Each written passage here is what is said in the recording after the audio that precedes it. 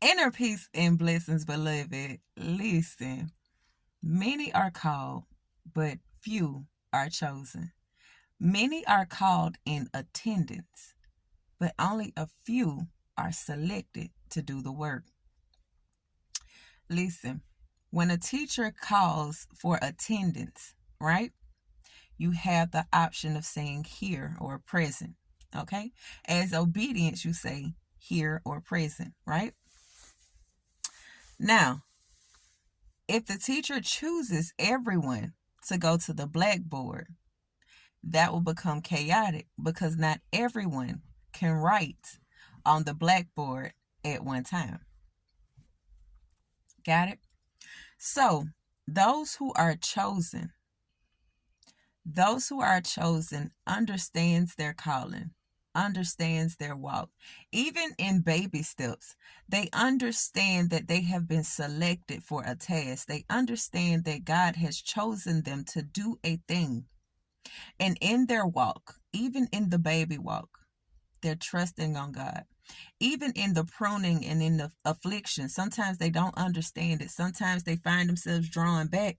But however, as much as they try to do this, it seems like they can only do this. As much as I say, you know what, I want to just, I can't do this. This is too much.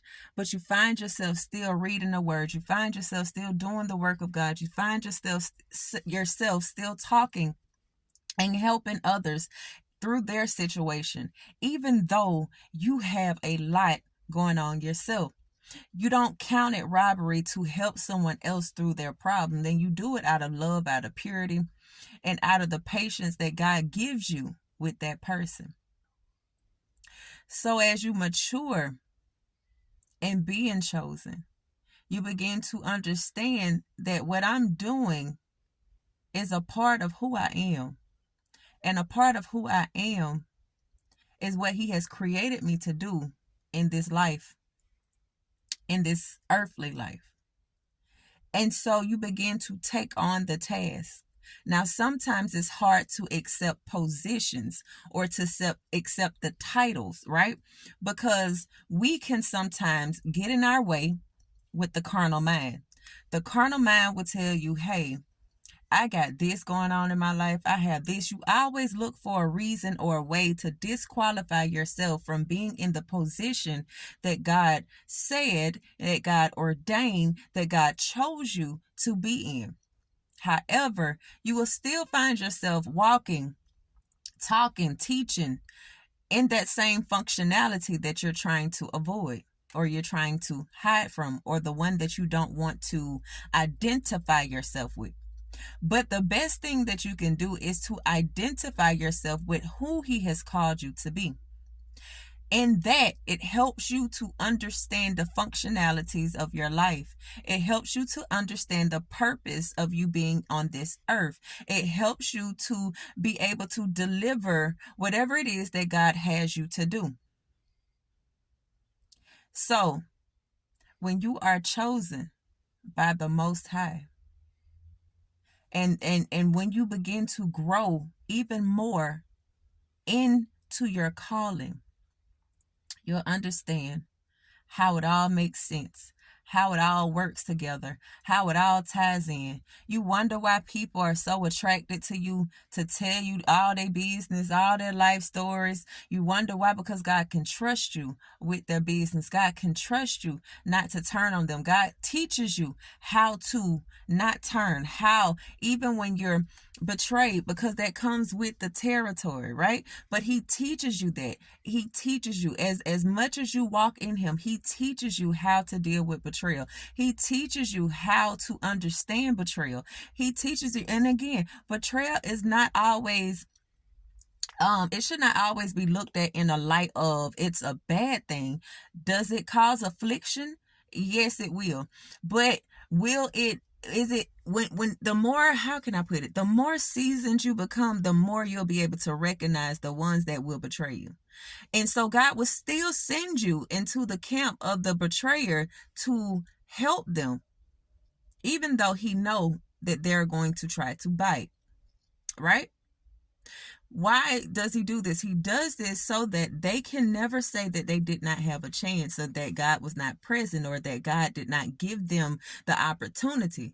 See, we'll look at this and we'll think that, okay, it's that person that's talking, but how is the Holy Spirit? If Jesus left us the comforter, right? If Jesus left us the comforter, if God left us the comforter, which is the Holy Spirit, how do you think the Holy Spirit operates in this earth? Through man.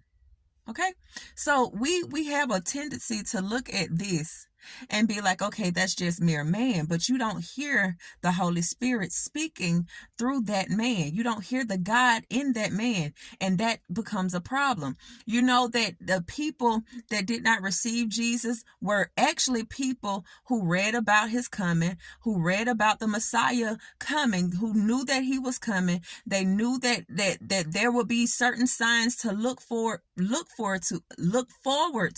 Help me, Lord. To look forward to. However, even with all the signs, because it was Mary's child, because that's Joseph's son, they did not recognize the Messiah.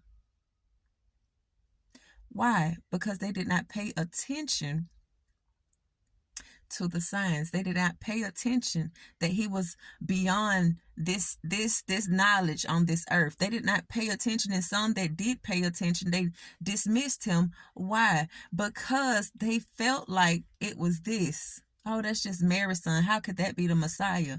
How can that person that I grew up with, that I used to walk with, that I've seen sit in the synagogue, how can that person be the Messiah? You forget that we are spiritual. Why did he shift me there?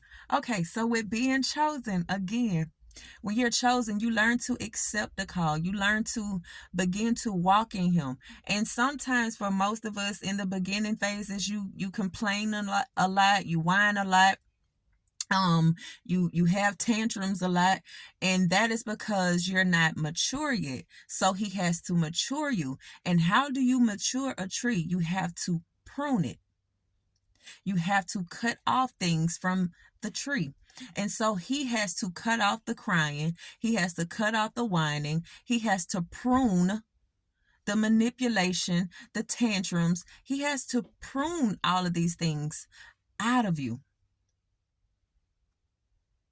And again, even in that process, you'll find yourself wanting to do this, but yet, as you're trying to do this, you still find yourself wanting to draw even closer. I may not pick up the word, but I'm finna go pray even more. It's like you can't get away from it. You can't get from around it. Or you know what? I'm just done. I'm done. And then your phone rings and then here's someone calling. You done told God that, hey, listen, I'm done. But yet your phone ring and this person is calling, and you find yourself giving them a word of encouragement through the Most High. That's because you was never done. You was frustrated. But God teaches you how to understand the process of being frustrated. He teaches you how to be mature in him when you are chosen, because you have a work to do to lead someone else in a direction where it will not take as much time as it did you. He was patient with you. He was kind with you. He had to teach you. He ordained the problems that you would have to endure for someone else, because someone else needs to understand it in a manner that only you, because he ordained you. He purposed you to be able to come into their life and talk and speak him, and that they would adhere to it and they would get it. Now, don't forget also that some water, some plant, but he gives the increase. He uses you for both things while he gives the increase as well. Listen, I really want to dive deep into this, but my time is completely up. I love y'all. And as always, I will see you on the next video.